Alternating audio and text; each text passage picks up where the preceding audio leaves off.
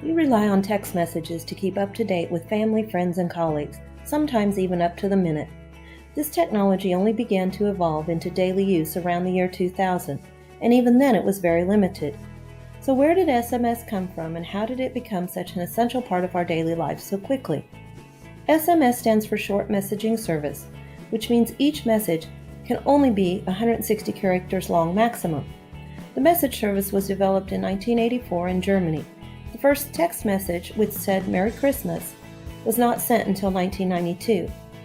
1993 is when Nokia developed the first supporting user sending text messages phone.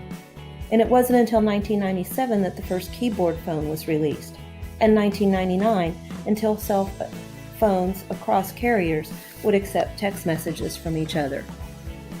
But by 2007, there were more text messages being sent than there were phone calls being made.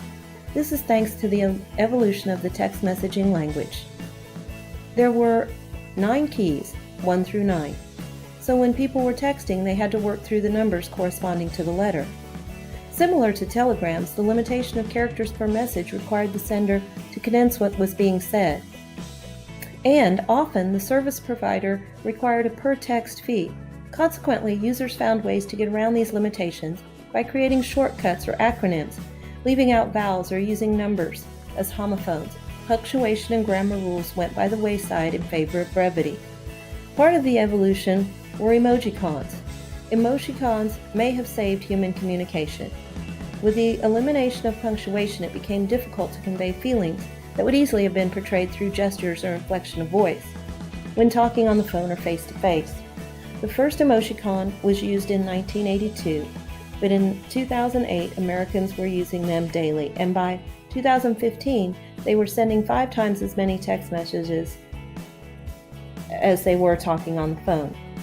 Soon, MMS was developed, and it takes over, and we are sending photos and videos as well as text.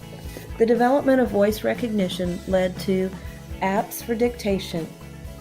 While emojicons were an early tool to enhance communication, audio and video files quickly became the norm.